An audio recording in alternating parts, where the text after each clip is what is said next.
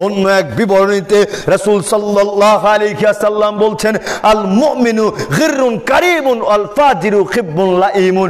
মুমিন ব্যক্তি চিন্তাশীল, গম্ভীর, আর পাপিষ্ঠ ব্যক্তি অসভ্য, কৃপ, নীচ, ছোট লোক, নির্লজ্জ, বেহায়া। সুতরাং আপনি চিন্তা করুন, আপনি একজন মুমিন ব্যক্তি নাকি আপনি অসভ্য ব্যক্তি। সুতরাং সাবধান এবং সতর্কতা অবলম্বন করুন। সম্মানিত উপস্থিতি, আমরা পৃথিবীতে আল্লাহর নবীর অনুসরণ করে পরকালীন জীবনের সফলতা অর্জন করতে চাই না? অবশ্যই চাই। আল্লাহর নবীর নিকটে আমরা কে কে প্রিয় হতে চাই? আল্লাহর নবীর নিকটে আমরা প্রিয় হতে চাই না? আল্লাহর নবী তো আমাদের নিকটে প্রিয়, নিঃসন্দেহে, এক বাক্যে, তাই না? আমরা আল্লাহর নবীকে ভালোবাসি কিনা? অবশ্যই ভালোবাসি। কারণ আল্লাহর নবী বলছেন, লা ইউমিনু আহাদুকুম হাত্তা আকুনা আহাব্বা ইলাইহি মিন ওয়ালিদিহি ওয়া ওয়ালাদিহি ওয়ান নাসি আজমাইন।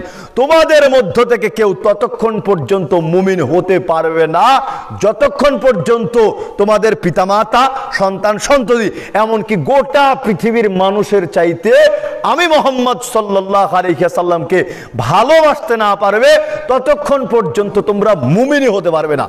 তাহলে বিনা বাক্যে, বিনা শর্তে আমরা নবী মুহাম্মদ সাল্লাল্লাহু আলাইহি ওয়াসাল্লামকে ভালোবাসতে চাই। কিন্তু এবারে দেখেন আল্লাহর নবী বলতেছেন, ইন্না মিন আহাব্বিকুম ইলাইয়া আহসানাকুম আখলাকা।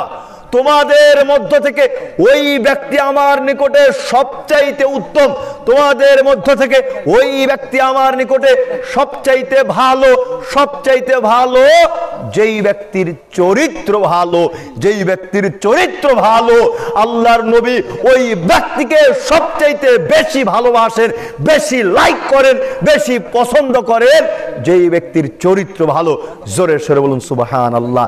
এখন আপনার যে চরিত্র ফুলের মতন পবিত্র, ঠিক কিনা? আবার সার্টিফিকেট প্রদান করেন নেতার পক্ষ নিয়ে, অমুকের চরিত্র ফুলের মতন পবিত্র, অথচ এই নেতার নামে লক্ষ্য করলে দেখা যায় 10টা 12টা 15টা ধর্ষণেরই কেস আছে, ঠিক কিনা?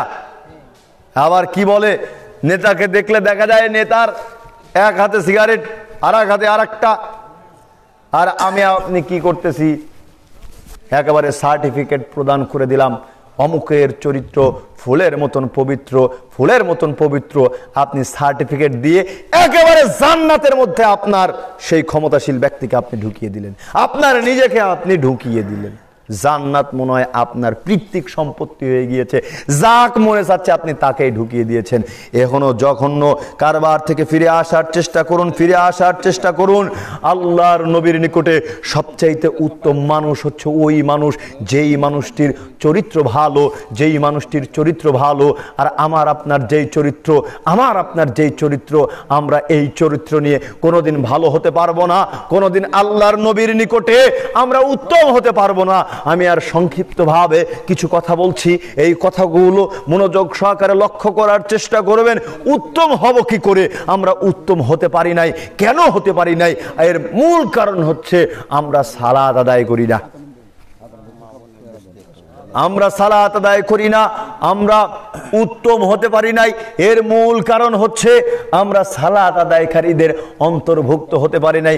অথচ আল্লাহ তাআলা বলছেন, ইন্নাস সালাতা তানহা আনিল ফাহশাই ওয়াল মুনকার। নিশ্চয় সালাত যাবতীয় অশ্লীল কাজ থেকে বিরত রাখে।